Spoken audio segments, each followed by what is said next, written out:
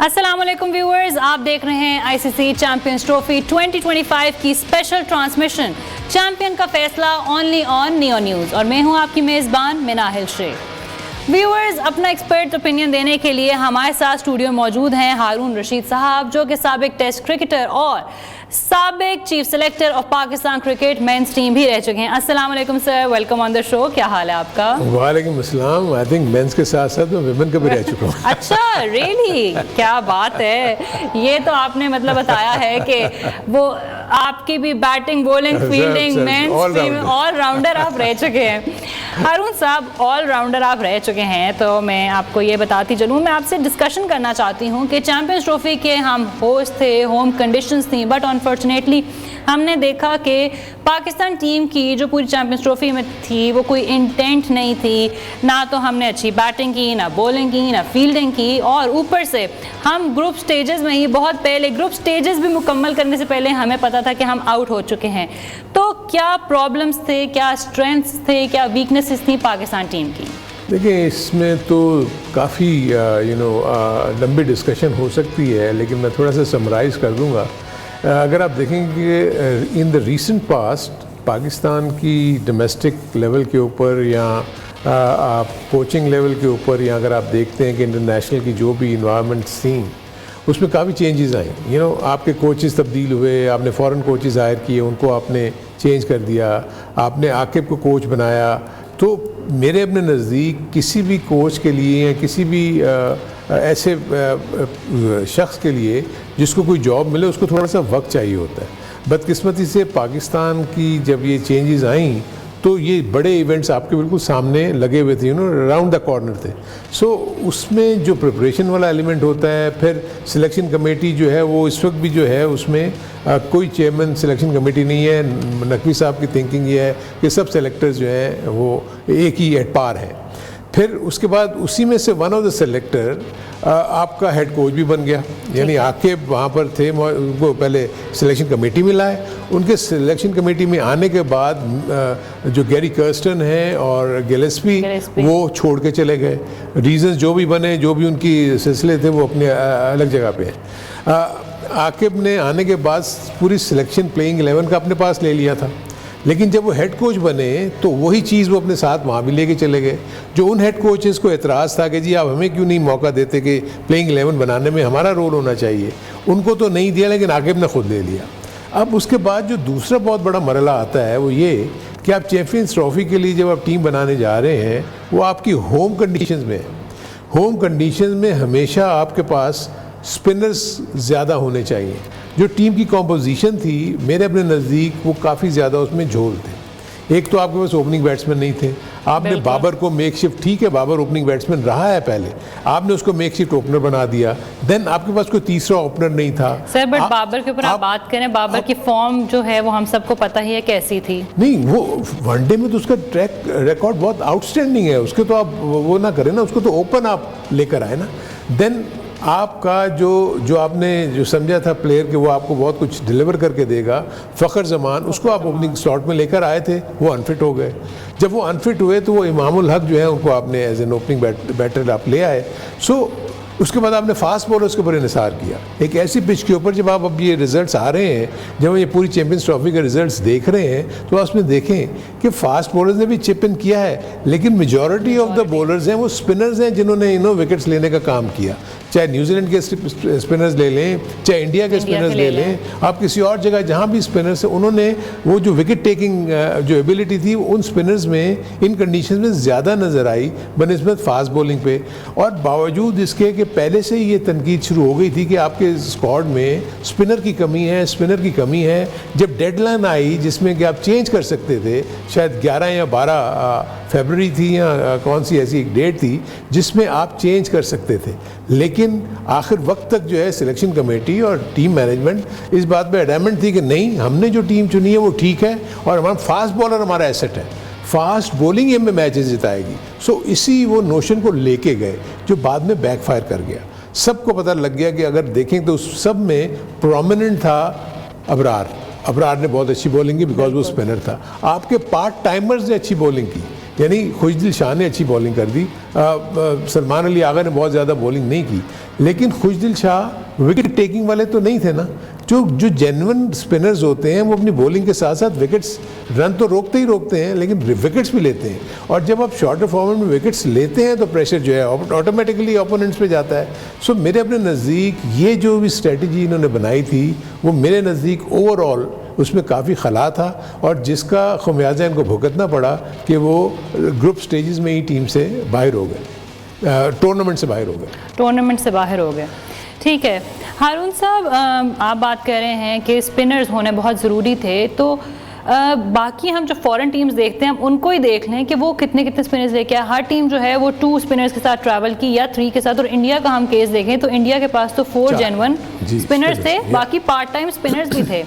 तो कहाँ पे किसकी तरफ से आप कहेंगे किसके ऊपर ओनस आता है ये गलती का? क्या सिलेक्शन कमेटी की गलती थी, क्या कोच की गलती थी, कप्तान की गलती थी, किसकी गलती थी कि उन्होंने ये सोचा ही नहीं कि होम कंडीशंस में, हमारे पाकिस्तान में जो कंडीशन है वहाँ पे स्पिनर्स के ऊपर ज़्यादा रिलाय करना चाहिए? देखिए, एक तो मेरे अपने नज़दीक जो प्रॉब्लम थी वो ये मैं फील करता हूँ, क्योंकि देखिए सिलेक्शन कमेटी में भी आकिब थे, हेड कोच भी आकिब थे, और उसके बाद कैप्टन जो थे वो Rizwan. So Aqib is a common factor in this whole scenario, और कैप्टन ने और जब कोच ने मिलकर डिस्कस किया होगा तो उन्होंने एग्री किया होगा।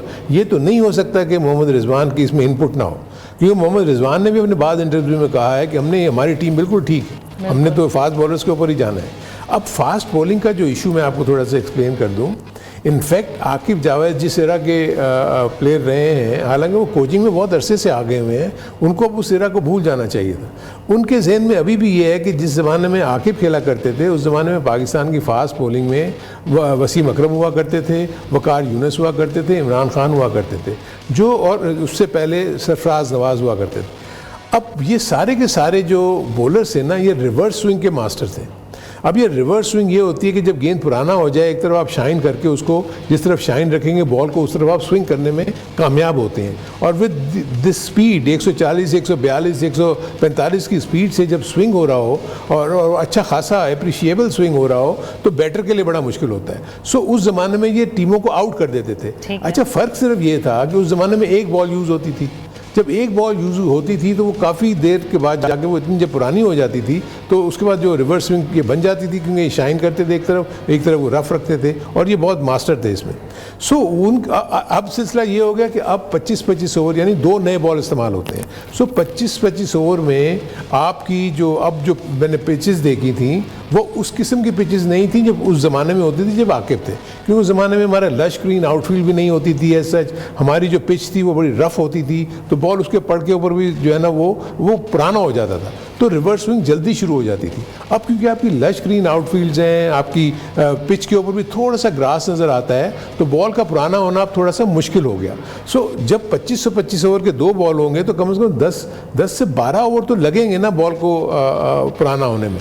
सो बाय दैट टाइम आपके अगर फास्ट बॉलर विकेटें नहीं लेते तो, और उसमें रिवर्स स्विंग अगर नहीं आती तो वो इतना ज़्यादा कामयाब नहीं होते। सो मेरे अपने नज़दीक ये जो इनकी जो स्ट्रेटेजी थी, इसमें आई थिंक पूरी सिलेक्शन कमेटी, आपकी पूरी थिंक टैंक जो टीम का था, हेड कोच, कैप्टन, सब इसमें इन्वॉल्व है और सबके ऊपर इसकी जिम्मेदारी जाती है।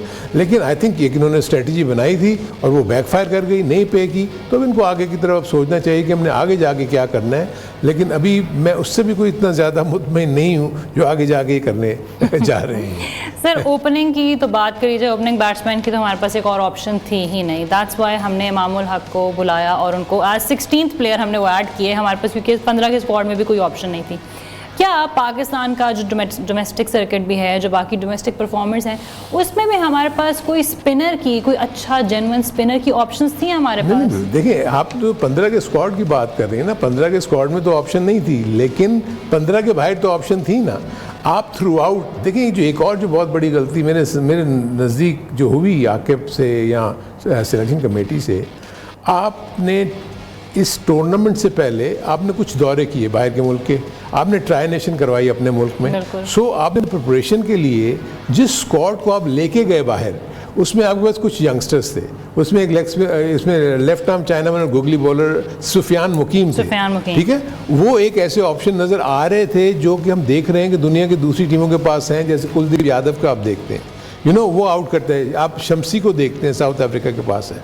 सो आपके पास अगर वो बेंच पे बैठा हुआ होता, चाहे वो ना खेले, एक्सपीरियंस नहीं है, कोई इशू नहीं है, लेकिन आप अगर पाकिस्तान की हिस्ट्री उठा के देखेंगे तो एक्सपीरियंस ने हमेशा कभी कोई कामयाबी नहीं दी। इवन 92 के वर्ल्ड कप में भी इंजमाम नए प्लेयर आए थे, मोइन खान नए प्लेयर आए थे। सो उन नए प्लेयर्स ने आके जो है वो टीम को कितना सहारा दिया। चैंपियंस ट्रॉफी आपने जीती, 6 ऐसे प्लेयर थे जो पहली मर्तबा चैंपियंस ट्रॉफी बड़ा इवेंट खेल रहे थे, उनका डेब्यू था। तो आप सोचें कि जो आकिब का ये कहना था कि मैंने इसलिए उनको नहीं रखा कि उनका एक्सपीरियंस नहीं था एक मैच खेले हुए। सो आप तो हमेशा अपने टैलेंट पे जाते हैं, आप एक्सपीरियंस पे कभी भी नहीं गए। आकिब खुद अपने अंडर 19 से निकल के जब पाकिस्तान में आए तो अपनी बॉलिंग से आए। वसीम अकरम आउट ऑफ नोवेयर वो नेट पे आता है, बॉलिंग करता है और वो सिलेक्ट हो जाता है। अब वकार यूनुस हार्डली एक मैच में खेलता है, उसके ऊपर नज़र पड़ती है, तेज़ बॉलर है, वो सिलेक्ट हो जाता है। Tauseef Ahmed out of nowhere आके वो उसको आप स्पिन करवा देते हैं और वो मैच वो जिताए जाते हैं। तो हम तो बेस ही टैलेंट के ऊपर करते हैं। सो टैलेंट फिर जब वो इंटरनेशनल लेवल पे खेलता है तो आहिस्ता आहिस्ता वो मैच्योर होता है। सो आकिब ने इस दफ़ा टोटली अपनी फास्ट बॉलिंग के ऊपर इन्हिसार किया, उसके जो थिंक टैंक था उसने भी उसी पे इन्हिसार किया, लेकिन वो पे नहीं कर सका। इसी तरह आपके पास इसी तरह अगर आप देखें तो आपके पास ओपनिंग स्लॉट में भी लोग थे, लेकिन आपने तो बिलीव ये कर लिया कि हमें ओपनर की ज़रूरत नहीं है, हम फ्लोटिंग वो रखेंगे। आपने सऊद शकील से ओपन कराने की बातें कर ली, आपने कहा कि नहीं हम किसी को भी ओपन करवा देंगे। बाबर तो मतलब नंबर 3 खेलते थे, लेकिन क्योंकि वो 2 या 3 ओवर के बाद आपका ओपनर आउट हो जाता है तो बाबर तो ऑटोमेटिकली बैटिंग करने चले जाता है। लेकिन देखें फ़र्क ये है, मैं अगर एज एन ओपनिंग बैट्समैन जा रहा हूँ तो मुझे पता है कि मैंने पहले पैड करनी है और मैंने ओपन करने के लिए चले जाना है। लेकिन अगर मैं नंबर 3 हूँ तो मुझे पता है कि मैंने पैड करके बैठना है, वेट करना है और उसके बाद जब कोई आउट होगा तो मैं बैटिंग करने जाऊँगा। So this is the mind set. मतलब मैं पहले खेलने जाने में मेरी आदत अगर बनी हुई है तो मैं तो पहले ही जाके पहली बॉल को फेस करूंगा। लेकिन अगर मैं 3 और 4 नंबर पे हूं तो मुझे पता है कि मैंने वेट करना है और उसके बाद जब कोई आउट होगा तो मैं अपना माइंड बना रहा हूँ, हाँ अगर ये आउट होगा तो मैं इस तरह खेलूंगा। So these are the problems जो मेरे नज़दीक ये मिस आउट कर गए। बिल्कुल जी व्यूअर्स, मज़ीद डिस्कशन करेंगे और जब ब्रेक से वापस आएंगे तो हम डिस्कस करेंगे जो पाकिस्तान के स्क्वाड अनाउंस हुए हैं जो कि न्यूजीलैंड जाने हैं। कहीं जाइएगा मत, we will be back with a short break. Welcome back viewers. बात कर रहे थे कि चैंपियंस ट्रॉफी में पाकिस्तान की टीम में क्या गलतियां हुई, कौन सी गलत सिलेक्शन थी। हारून साहब कहते हैं कि सुफियान मुकीम अच्छी एक चॉइस होती, लेकिन उनको उनके एक्सपीरियंस की वजह से नहीं खिलाया गया कि उनके पास एक्सपीरियंस बहुत कम था। तो हारून साहब, क्या उस्मान खान एक्सपीरियंसड हैं जो उनको आपने स्क्वाड में रखा, आपने 15 के स्क्वाड में रखा तो सही, लेकिन वो वहाँ पर बस बेंच पर बैठे रहे, वो एक मैच भी खेलने नहीं आए। देखिए ना, यही तो कॉन्ट्रडिक्शन है ना। एक तरफ आकिब कह रहा है कि जी मुझे उनको एक्सपीरियंस नहीं था इसलिए मैंने नहीं लिया, और एक ऐसे प्लेयर को जिसने एक भी वनडे नहीं खेला वो आपके स्क्वाड का हिस्सा है। सो देयर आर इश्यूज जो कि मतलब है कि इनको एड्रेस करने चाहिए। देखिए, मैं फील कर सकता हूँ, मुझे भी पता है कि पाकिस्तान के पास जो अवेलेबल पूल है वो बहुत लिमिटेड है, लेकिन आप उस लिमिटेड पूल में से ही बेस्ट पॉसिबल कॉम्बिनेशन बना के एक स्क्वाड बना सकते हैं ताकि आपके पास हर चीज़ की रिप्लेसमेंट आपके बेंच में मौजूद हो। वेयर एज इस चैंपियंस ट्रॉफी में आपके पास वो रिप्लेसमेंट्स मौजूद नहीं थी। आई होप कि ये गलतियों से सीखेंगे और आगे जाके जो है ना चीज़ों को बेहतर करने की कोशिश करेंगे। ठीक है हारून साहब, पाकिस्तान क्रिकेट टीम का दौरा न्यूजीलैंड के लिए T20 स्क्वाड के ट्रेनिंग कैंप का शेड्यूल जारी कर दिया गया है। ट्रेनिंग कैंप 7 मार्च से यानी कल से 10 मार्च तक लाहौर के LCCA ग्राउंड में जारी रहेगा। पाकिस्तान टीम 12 मार्च को न्यूजीलैंड के लिए रवाना होगी। पाकिस्तान टीम न्यूजीलैंड में 5 T20 मैचेस और 3 वनडे मैचेस की सीरीज खेलेगी। पाकिस्तान टीम का ट्रेनिंग सेशन रात 9 बजे शुरू हुआ करेगा। आपने हमारे पहले हाफ में कहा कि वो जो आगे टीम करने जा रही है आप उससे भी सहमत नहीं हैं, तो क्या आप इसी की तरफ इशारा कर रहे थे कि जो न्यूजीलैंड के लिए स्क्वाड बना है वो भी उससे भी आप नहीं एग्री करते? देखिए, नहीं, मेरे अपने नज़दीक मैंने जैसे आपको भी थोड़ी देर पहले कहा कि मैं अंडरस्टैंड कर सकता हूँ, क्योंकि मुझे पता है कि पाकिस्तान के पास जो अवेलेबल प्लेयर्स का पूल है वो बहुत लिमिटेड है और उसमें आपके पास कोई बहुत ज़्यादा ऐसे प्लेयर्स नहीं हैं जो कि एकदम से इंटरनेशनल लेवल के ऊपर जाकर वो परफॉर्मेंस देना शुरू कर देंगे। सो मैं भी जब ये पूरे स्क्वाड को देख रहा था, देखें ना आप, न्यूजीलैंड में वहाँ पर पिचेस होती हैं आर्टिफिशियल पिचेस, यानी वो ड्रॉप इन पिचेस होती हैं जो बाहर से बन के और वो उस जगह पे लगा देते हैं जहाँ पर आपने मैच खेलना है, क्योंकि वहाँ के ग्राउंड्स मल्टीपर्पसेस है, यानी वहाँ रग्बी भी होती है, वहाँ बहुत सारे गेम। पिच है उसमें टेनिस बॉल बाउंस है, उसमें आपको फास्ट बॉलर ज़्यादा हेल्प आपको नज़र आएगी। स्पिनर आपके जो ओकेजनल एक आध स्पिनर जो है आप उसके खिलाते हैं नॉर्मली, अब तो मुझे लगता है जिस तरह लेके गए हैं तो 3-3 स्पिनर लेके जा रहे हैं। सो वहाँ उस किस्म की हेल्प तो नहीं मिलेगी जो यहाँ मिली है। सो मेरे अपने नज़दीक जो अभी ये इनका जो मैं इनकी जो देखता हूँ जो इनकी सोच है वो यही है कि जो भी इस वक्त अवेलेबल डोमेस्टिक क्रिकेट में जो ऐसे क्रिकेटर्स हैं जिन्होंने कुछ परफॉर्मेंस दी हुई है, इन्होंने उनको सेलेक्ट किया। अगर आप जिनको इन्होंने सेलेक्ट किया है उनकी अगर आप डोमेस्टिक लेवल के ऊपर भी परफॉर्मेंस देखेंगे ना तो वो कोई बहुत ही इम्प्रेसिव नहीं है। यानी अगर कोई लड़का 25 की एवरेज से और कोई 30 रन्स की एवरेज से पाकिस्तान में टीम में सेलेक्ट हो सकता है, सो ये बहुत मतलब अचंभे की बात है। इसका मतलब यह है कि आपके पास जो प्लेयर्स की अवेलेबिलिटी है, जो टैलेंट की अवेलेबिलिटी है, वो नहीं रही जो आपके पास पास्ट में थी। आपके पास क्वालिटी प्लेयर्स नहीं आ रहे। ये क्वालिटी प्लेयर्स क्यों नहीं आ रहे? इसलिए कि आपका डोमेस्टिक का जो ढांचा है वो इतना कमज़ोर है कि वो क्वालिटी प्लेयर प्रोड्यूस ही नहीं कर रहा। वेयर एज इनको तवज्जो वहाँ देनी चाहिए डोमेस्टिक स्ट्रक्चर के ऊपर, डोमेस्टिक के टूर्नामेंट्स के ऊपर। अब क्योंकि अवेलेबल रिसोर्सेज यही हैं जो ये लेके जा रहे हैं। इसमें मैं देख रहा था कि हार्डली शादाब खान जिनको ये वापस लेके आए हैं उसकी परफॉर्मेंस भी इंप्रेसिव नहीं है। उन्होंने भी ना शादाब खान सिर्फ वापस नहीं आए बल्कि वो T20 स्क्वाड के वाइस कैप्टन भी हो गए। वो उनके देखें उनकी पूरे करियर को अगर आप देखेंगे उसमें फिटनेस के बहुत इश्यूज हैं, कभी शोल्डर ख़राब हो जाता है, कभी कोई ग्रोइंग प्रॉब्लम्स कोई ये। सो अब आप उनको लेके तो आ गए हैं। जिन्होंने अभी मैं देख रहा था ये फर्स्ट क्लास खेले हैं वो, उसमें उन्होंने कोई 10 इनिंग्स में हार्डली 58 ओवर्स किए हैं, यानी पर इनिंग वो 5 ओवर बनते हैं जो कि किसी तरीके से भी नहीं है। और जब आप बैटिंग में देखते हैं तो हार्डली 1 से 2 50 हैं उनके। सो आपने जब वापस आना होता है तो बड़ी strong performances at the domestic level दे के वापस आते हैं। मुझे थोड़ा सा याद आता है कि पिछले कुछ अर्से पहले प्लेयर्स ऐसे थे जब उनको टीम से निकाला जाता था वो जाके डोमेस्टिक में इतनी ज़बरदस्त परफॉर्मेंसेस देते थे कि वो वापस आते थे बड़े बैंक के साथ कि जी हम परफॉर्मेंस करके आए। सो इसमें जितने भी मैं प्लेयर्स देख रहा हूँ, चाहे हसन नवाज़ को मैं देख लूँ या मैं और जितने भी नए लड़के, इरफान न्याजी जो कि बिल्कुल उन्होंने कुछ भी नहीं किया हुआ इस डोमेस्टिक क्रिकेट में, चाहे वो वनडे हो या चाहे वो T20 हो, बहुत ही एवरेज, यानी किया भी होगा किसी 1-2 इनिंग्स में तो कोई नहीं। उस्मान खान ने वनडे खेला हुआ है और वनडे में सिर्फ एक मैच में उन्होंने 100 किया, बाकी उसमें तो 6 इनिंग्स में या 5 इनिंग्स में 100 रन किए हैं। सो यानी कंसिस्टेंसी आपको नज़र नहीं आ रही है आपकी परफॉर्मेंसेस में। आपके जो बॉलर्स जिनको आप लेके जा रहे हैं सिवाय मोहम्मद अली के जिसने बड़ी अच्छी परफॉर्मेंसेस की हुई हैं, लेकिन अब वो जा रहे हैं शॉर्टर फॉर्मेट में, अब T20 में, और इसमें अब जाके वहाँ पर जिस तरीके से इनको खेलना होगा, लेकिन इनके पास और कोई चारा भी नहीं था। देखें यही वो प्लेयर्स हैं जिनको आपने अब लेके जाना है। बदकिस्मती ये है कि हमारे जो डोमेस्टिक के प्लेयर्स हैं ना वो इंटरनेशनल लेवल पे आने के बाद वो सीखना शुरू करते हैं, वो वहाँ ग्रूम होना शुरू होते हैं। बाय दैट टाइम 2 से 3 साल उनके गुजर जाते हैं और उसके बाद जाके वो अगर वो अच्छे होते हैं तो वो अपने आप को मनवा लेते हैं, बाकी जो अच्छे नहीं होते तो फेड आउट हो जाते हैं। ये हिस्ट्री पाकिस्तान की रही है। मुझे अच्छी तरह याद है जब सईद अनवर टीम में आए थे तो अर्ली डेज़ में उनके लिए बिल्कुल भी इंटरनेशनल लेवल के ऊपर वो परफॉर्म नहीं कर सके थे, बट ग्रेजुअली उन्होंने इम्प्रूव किया और मेरा ख्याल है 8 से 10 मैचेस के बाद उन्होंने परफॉर्म करना शुरू किया। ये जो प्लेयर्स लेके जा रहे हैं स्लॉट में, मुझे उमैर बिन यूसुफ, इसकी डोमेस्टिक की परफॉर्मेंस कोई बहुत आउटस्टैंडिंग नहीं है, लेकिन वो A टीम का टूर कर चुके हुए हैं, वहाँ उन्होंने कुछ अच्छी परफॉर्मेंसेस दी हुई हैं। सो मतलब आप समझे मिक्स्ड बैग है जिसमें नए लड़के तो उन्होंने डाल दिए हैं, लेकिन उनको ग्रूम कैसे करना है, उनको चलाना कैसे है, वो ऑब्वियसली इस कोचिंग स्टाफ का काम होगा कि उनको डोमेस्टिक से उठाकर अब इंटरनेशनल लेवल के ऊपर इंटरनेशनल कैलिबर का प्लेयर बनाना है। अब वो इनके काम है कि कितनी प्लेयर्स भी कितनी मेहनत करते हैं और ये जो थिंक टैंक है वो इनके ऊपर किस तरीके से इनको लेके आगे चलता है और कैसे कैसे इनको अपॉर्चुनिटी देता है कि आपको मौके दे रहे हैं, कितने मौके हम देंगे आपको।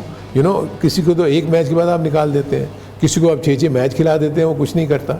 सो ये वो इश्यूज़ हैं जिसमें आपको कोई ना कोई एक स्ट्रेटजी बनानी पड़ेगी कि आपको एक प्लेयर को अगर आपने 3 से 5 मैचेस देने हैं तो उसको 3 से 5 मैच दें। अब उसमें इशू क्या होता है? इशू ये होता है कि हारना भी आप नहीं चाहते, क्योंकि जैसे ही आप हारते हैं यहाँ से, आप देखें, आप बैठे हैं, मैं बैठा हूँ, लोग बैठे हुए हैं पूरे मीडिया पे, वो शोर करना शुरू कर देते हैं, एंड देन वो प्रेशर फिर टीम के ऊपर भी आ जाता है, क्रिकेट बोर्ड के ऊपर भी आ जाता है, और फिर उसके नतीजे में ये चॉपिंग एंड चेंजेस जो है वो फ्रीक्वेंट बेसिस पे होती हैं। सर, ये जो अभी स्क्वाड जा रहा है न्यूजीलैंड टूर के लिए, इसका कैंप लगाया गया है 7 से 10 मार्च और रवानगी जो है वो 12 मार्च को है।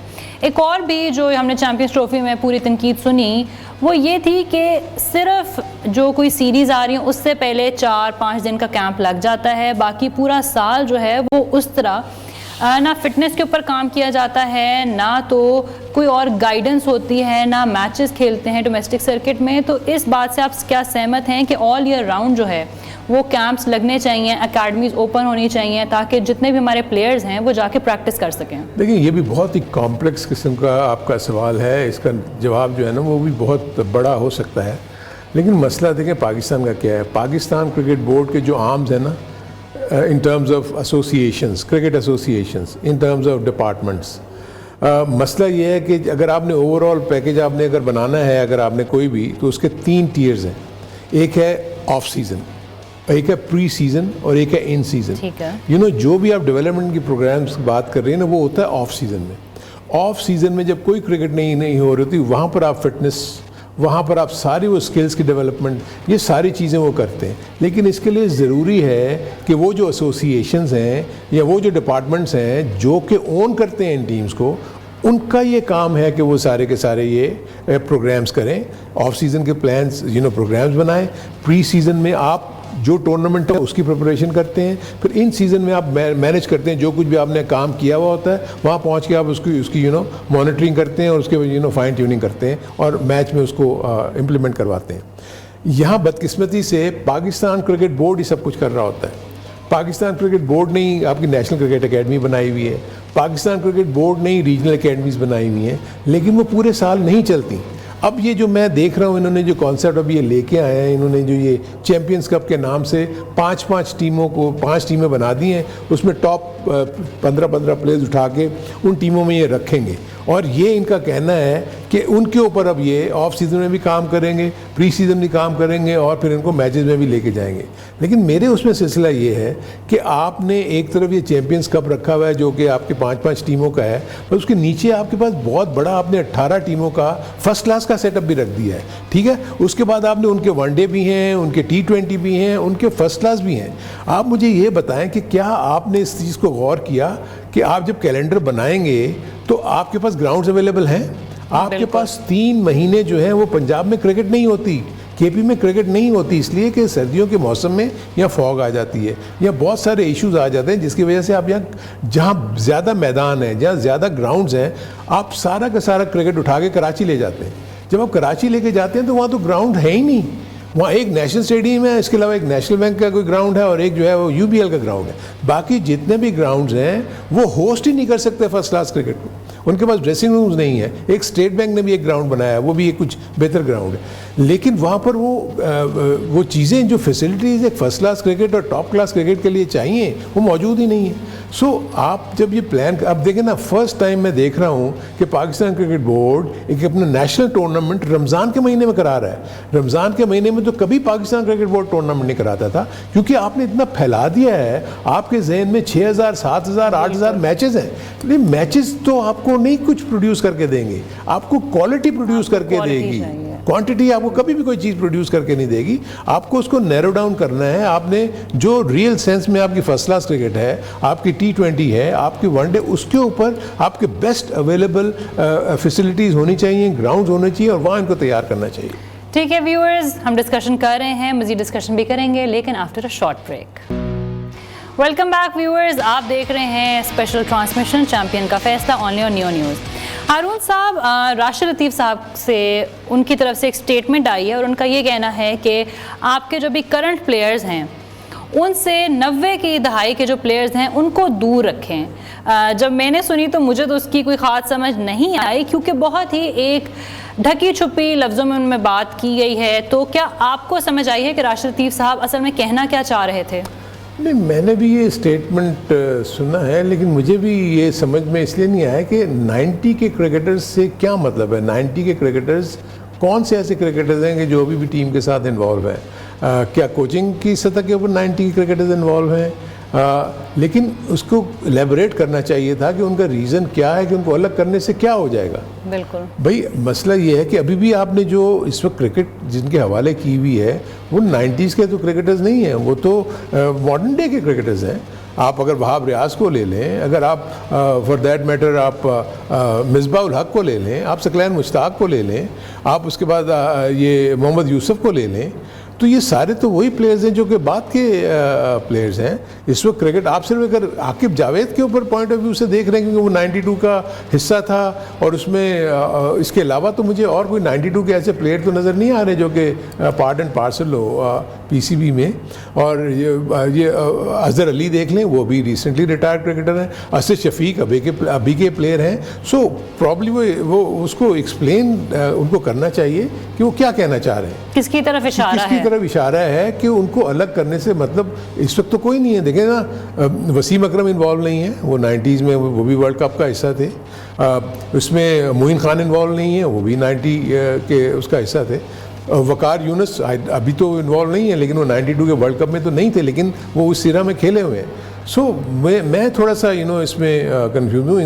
इंजमाम भी इन्वॉल्व नहीं है, मुश्ताक भी इन्वॉल्व नहीं है। सो किन प्लेयर को वो रेफ़र कर रहे हैं ये मुझे नहीं, और उसके पीछे रीज़न क्या है। ठीक है, इसी तरह जो मेरा ख्याल है एक और भी चीज़ कोई हफीज़ ने भी शायद हफीज़ ने भी कहा है, उसने क्या बात की हफीज़ ने? मोहम्मद हफीज़ का कहना है कि 90s की टीम ने पाकिस्तान को कोई मेगा स्टार्स नहीं दिए, ताहम उन्होंने हमें कोई भी इवेंट नहीं जितवाया। नहीं, ये भी एक अजीब सी मुझे स्टेटमेंट लगी है। मुझे नहीं समझ में आया कि हफीज़ भी क्या कहना चाह रहे हैं। देखिए, आपने 1983 से लेकर अब तक सिर्फ 3 इवेंट जीते हैं। सो इसमें सिर्फ 90s का क्या इसमें बात आती है? आपने 2017 में आपने चैम्पियंस ट्रॉफी जीती, ठीक है, और उसके बाद आपने एक T20 का कंपटीशन जीता। यही हमने 2 कामयाबियाँ हासिल की हैं ना। आप वर्ल्ड कप तो सिर्फ एक ही जीते हैं, तो उसके बाद तो अब वर्ल्ड कप जितने भी आए उसमें सब ये पार्ट एंड पार्सल रहे हुए हैं। जो इस वक्त बैठ के टीवी पे बातें कर रहे हैं, ये सब इसका पार्ट एंड पार्सल रहे हुए हैं। तो उन्होंने कौन सा वर्ल्ड कप जिता दिया? मेरा कहने का मतलब ये है कि आप अगर उस टूर्नामेंट में अच्छा नहीं खेलेंगे, अच्छी कारकर्दगी नहीं दिखाएंगे, तो आप नहीं जीतेंगे। सर मेरे ख्याल से मोहम्मद हफीज़ साहब जो हैं वो ये कहना चाह रहे थे कि सुपरस्टार्स तो बहुत आए 90 की दहाइयों में, लेकिन फिर से कोई इवेंट नहीं जीता पाकिस्तान की टीम ने। मेरा यही तो है ना, 90 की आप बात कर रहे हैं, सुपरस्टार तो अब भी आए ना। तो इन आजकल के सुपरस्टार्स ने क्या जिता दिया? मेरे सिर्फ ये, आप तो वर्ल्ड कप तो एक ही जीते हुए हैं ना। 1992 आप चैंपियंस ट्रॉफी को छोड़ दें, आप T20 को छोड़ दें उसको।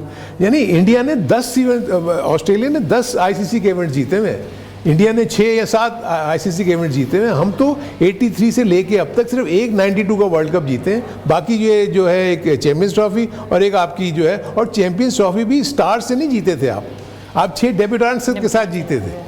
तो मेरे अपने नज़दीक आई थिंक मुझे ये समझ नहीं आया कि उनका बैकग्राउंड क्या था, मतलब कहना क्या चाह रहे हैं। वो शायद एक्सप्लेन नहीं कर सके। उनके जहन में कोई ना कोई चीज़ होगी। देखिए, स्टार्स होना या जो कुछ भी होना, ये आप उस ज़माने में जिस ज़माने की ये बात कर रहे हैं, उस ज़माने में क्रिकेट बहुत कम होती थी। बिल्कुल। तो आज के दौर में तो every second day there is a match. T20 हो रहा है, 1 डे हो रहा है, टेस्ट मैचेस हो रहे हैं। उस ज़माने में तो आपको टेस्ट मैच, साल में 3 टेस्ट मैचेस होते थे। आप वेट कर रहे होते थे टेस्ट मैचेस का। सो वो जो स्टार्स जो बने हुए थे, उन्होंने उन 3 टेस्ट मैचेस में आके खेला, उसके बाद फिर वेट कर रहे हैं जी 1 डे कब होगा जी। 75 ऑनवर्ड्स तो शायद 1 डे शुरू हुई है, और वो पहले 65 ओवर्स थी, फिर 60 ओवर्स हुई, वो भी इवॉल्व हो रही थी। तो उस एरा को मेरे नज़दीक एरा टू एरा तो इनको कंपेयर ही नहीं करना चाहिए किसी को भी, क्योंकि वो एरा डिफरेंट था, ये एरा डिफरेंट है। उस ज़माने में cricket was an amateur sport, अब एक प्रोफेशनल स्पोर्ट हो गई है। अब जिम्मेदारी ज़्यादा बढ़ गई है उन प्लेयर्स के ऊपर, क्योंकि they also earn money. Professional sport है, अपने मुल्क के लिए खेलते हैं, उनको कुछ का मुआवजा मिलता है। उस ज़माने में तो हार्डली पीनट से जब भी उस ज़माने में क्रिकेट होती थी। बिल्कुल जी। व्यूअर्स, आपको बताते चलें कि पाकिस्तान का जो न्यूजीलैंड का दौरा आ रहा है, उसके दरमियान वो 5 T20 और 3 ODIs खेलेंगे। टीम्स अनाउंस हो चुकी हैं। अब हमारी तरफ से दुआएं हैं कि ये जो न्यू स्क्वाड अनाउंस हुआ है, ये वहाँ जब जाए तो अपने नाम पे कुछ जीत ज़रूर के आए। एक मरतबा फिर से आपकी खिदमत में हाजिर होंगे। यहाँ तक था हमारे प्रोग्राम का वक्त। अपना ख्याल रखिएगा। अल्लाह हाफ़िज़।